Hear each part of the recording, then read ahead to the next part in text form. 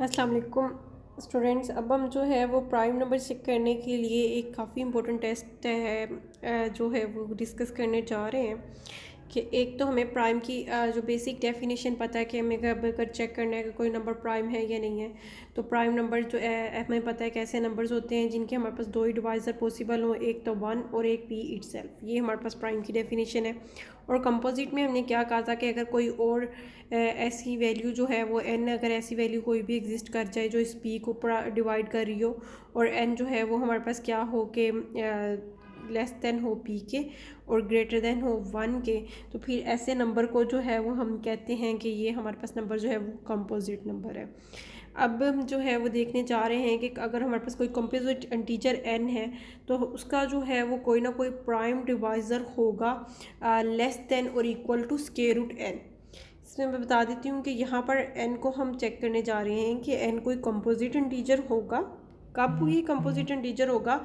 अगर हमारे पास जो है वो इस n का हम क्या ले लें, स्क्वायर रूट, और उसके स्क्वायर रूट को जो है वो कोई ना कोई प्राइम डिवाइज़र जो है वो n has a prime divisor less than और इक्वल टू उसके, अगर हम उसके स्क्वायर रूट से छोटा उसको कोई भी प्राइम डिवाइज़र जो है वो मिल जाए हमें, मतलब कोई भी प्राइम नंबर जो है डिवाइड अगर उसको कर रहा है, तो फिर हम उसको कहेंगे कि वो हमारे पास नंबर जो है वो कंपोजिट है। अदरवाइज़ वो नंबर हमारा क्या होगा? अदरवाइज़ वो नंबर हमारा प्राइम नंबर होगा। अब हमने एक नंबर जो है यहाँ पर कंसीडर कर लिया। हमने यहाँ पर n की वैल्यू जो है वो ले ली है कि n इज़ इक्वल टू 53। अगर n इज़ इक्वल टू हमने 53 लिया है तो हमने चेक क्या करना है, अगर हमें इसका जो स्क्वायर रूट लेते हैं और उसके स्क्वायर रूट से छोटे जितने भी प्राइम है, अगर उनमें से कोई भी प्राइम इस 53 को डिवाइड कर रहा है तो फिर हम कह देंगे कि ये 53 हमारा कंपोजिट नंबर है। अदरवाइज़ ये हमारा 53 वाला जो नंबर है ये हमारे पास जो है वो प्राइम नंबर होगा। अब 53 के स्क्वायर रूट से छोटे जो प्राइम हमारे पास आते हैं वो आता है 2, आता है 3, 5 एंड 7।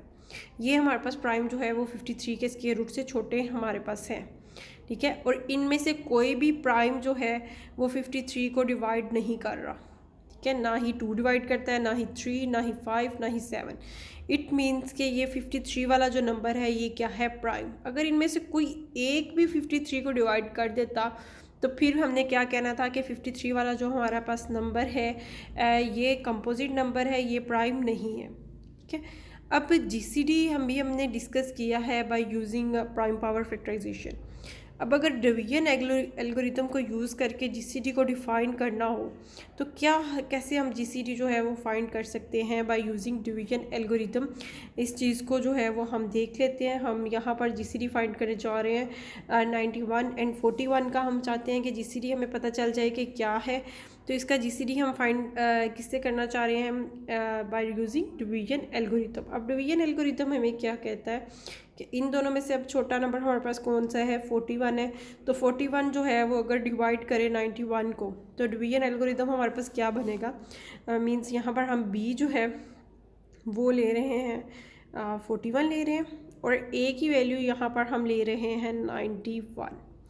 b अगर 41 हो और a हमारे पास जो है वो 91 हो तो फिर हमारे पास इस डिवीजन एल्गोरिथम क्या बनेगा? अगर b जो है वो a को डिवाइड कर रहा है तो डिवीजन एल्गोरिथम हमारे पास कुछ इस तरह की फॉर्म में हम एक्सप्रेस करते हैं a is equal to b q plus are.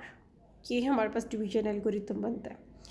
अब हमारे पास 41 ने डिवाइड करना है 91 को, तो यहाँ पर हमारे पास क्वोशंट आ जाएगा 2 और हमारे पास रिमाइंडर जो है वो बच जाएगा 9। इट मीन्स कि यहाँ पर q की वैल्यू हमारे पास 2 है, रिमाइंडर 9 है, ये हमारे पास b की वैल्यू है, ये हमारे पास a की वैल्यू है। तो इसको हमने जो है वो इस फॉर्म में जो है वो डिवीजन एल्गोरिथम से एक्सप्रेस कर लिया। यहाँ पर हमारे पास रिमाइंडर क्या बच रहा है डिवीजन में? अगर हम इसको डिवीजन के साथ इसका कंपैरिजन भी करें तो हम देख सकते हैं कि यहाँ हमारे पास रिमाइंडर जो है वो बच रहा है, ये 9 बच रहा है, 2 यहाँ पर हमारे पास क्वोशंट आ रहा है और डिवाइज़र हमारे पास 41 था, ये हमारे पास डिविडेंड था, तो इसको हमने ये डिवीजन एल्गोरिथम की फॉर्म में जो है वो एक्सप्रेस कर लिया। अब उससे अगला स्टेप हमारे पास क्या होता है डिवीजन का? अब हमने किसकी डिवीजन करनी है? ये जो 41 जो हमारे पास पहले डिवाइज़र था अब ये हमारा बन जाएगा डिविडेंड, ठीक है। और हमारे पास जो है ये रिमाइंडर जो बता था, अब ये रिमाइंडर हमारा बनेगा डिवाइज़र।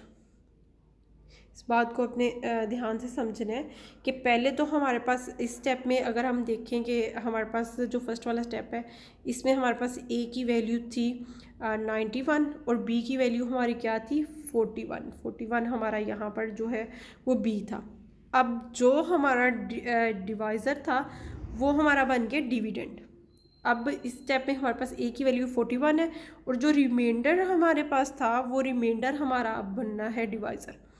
अब 41 को हमने 9 पे डिवाइड करना है, 41 हमारे पास आ गया, इसको 9 पे डिवाइड करना है तो इसके लिए क्वेश्चन हमारे पास आ रहा है 4 और रिमाइंडर आ रहा है 5। तो इट मीन्स के 41 को हमने एक्सप्रेस कर लिया। यहाँ पर हमारे पास 9 तो डिवाइज़र है, 41 डिविडेंट है, 4 हमारा इसका क्वेश्चन आ रहा है और 5 इसका रिमाइंडर आ रहा है, तो इसको हमने इस फॉर्म में एक्सप्रेस कर लिया। अब नेक्स्ट स्टेप पे हमने मूव करना है। अब नेक्स्ट स्टेप में भी क्या होगा, जो हमने पहले किया कि जो हमारे पास डिवाइज़र था वो क्या बन जाएगा डिविडेंट, डिवाइज़र डिविडेंट बन गया और जो रिमाइंडर था वो हमारा क्या बन गया डिवाइज़र। अब इसके लिए हमें जो है वो क्वोशंट और रिमाइंडर की ज़रूरत है। तो 5 पे डिवाइड कर 5 को डिवाइड किया है हमने, 9 को जो है वो डिवाइड किया है 5 पे, तो 1 हमारा क्वोशंट आ गया और हमारे पास रिमाइंडर जो है वो क्या बच गया, रिमाइंडर हमारे पास आ गया 4। ठीक है, अब इससे आगे रिमाइंडर तो हमारे पास 4 आ गई, यहाँ पर नीचे स्पेस नहीं थी तो यहाँ नीचे बेसिकली ये 4 आना था। अब इसके बाद 4 हमारा रिमाइंडर आ गया है। अब इससे नेक्स्ट स्टेप पे भी हमने वही करना है। हम क्या कर रहे थे कि जो हमारा डिवाइज़र था, डिवाइज़र अब हमारे पास 5 था, डिवाइज़र हमारा डिविडेंट बन जाएगा और जो रिमाइंडर था वो हमारा नेक्स्ट स्टेप में जो है वो क्या बन जाता है डिवाइज़र। अब 5 को हमने डिवाइड करना है 4 पे, तो 4 जब 5 को डिवाइड करेगा तो हमारे पास जो है वो क्वोशंट भी 1 आ जाएगा और रिमाइंडर भी हमारे पास क्या आ जाएगा 1 आ जाएगा।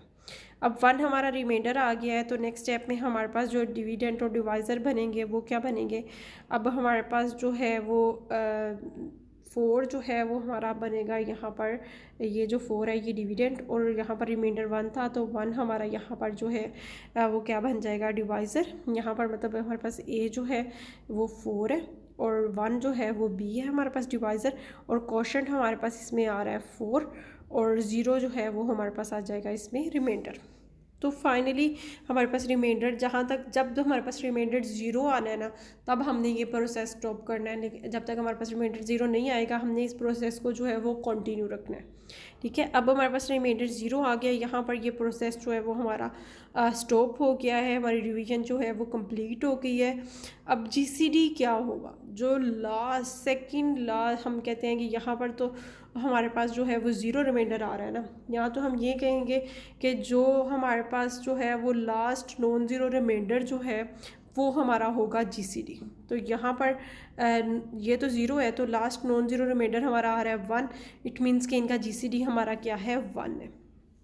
ठीक है, या इन अदर वर्ड्स हम ये कह सकते हैं कि सेकंड लास्ट जो भी रिमाइंडर आएगा वो हमारा जीसीडी होगा।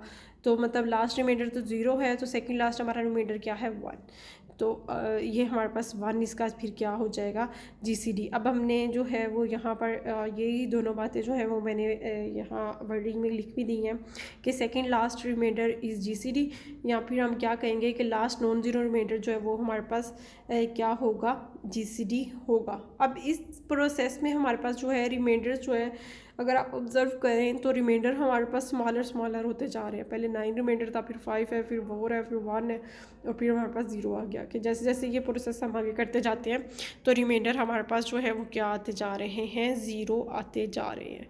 तो ये हमारे पास हमने देख लिया कि कैसे हमारे पास जो है वो हम डिवीजन एल्गोरिथम को यूज़ करके भी जीसीडी जो है वो फाइंड कर सकते हैं। इसी तरह कुछ मज़ीद एग्जांपल्स हैं, यहाँ पर प्राइम पावर फैक्टराइजेशन करके भी जो है वो जीसीडी मैंने फाइंड करके दिखाया है। तो इसमें आप जो है वो इसको देख लेते हैं एक दफ़ा। यहाँ पर हमारे पास पहले हमने 1745 लिया और दूसरा हमने 1485 जो है ये दोनों लिए हैं और इसकी हमने प्राइम पावर फैक्टराइजेशन करके जो है वो जीसीडी फाइंड करना है। इसको आप खुद भी एक दफ़ा चेक करिएगा कि यही इनके जीसीडी और एलसीएम बन रहे हैं। जीसीडी फाइंड करने के बाद वही हमने जो है वो इसका एलसीएम भी फाइंड किया और देखा कि ये हमारे पास इनके जो है वो जीसीडी और एलसीएम बन रहे हैं। अब नेक्स्ट जो है वो हम लोग जो है वो कॉन्ग्रुएंस, जैसे हम लोगों ने पढ़ा था कि दो हमारे पास कॉन्ग्रुएंट है, इसकी कुछ प्रॉपर्टीज़ तो हम ऑलरेडी प्रूव कर चुके थे। अब ये भी प्रॉपर्टीज़ जो है वो हमें प्रूव करनी है, ये हम नेक्स्ट जो है वो डिस्कस करेंगे और फिर डिफरेंट कॉन्ग्रुएंसीज का जो है वो सोल्यूशन वो भी डिस्कस करेंगे।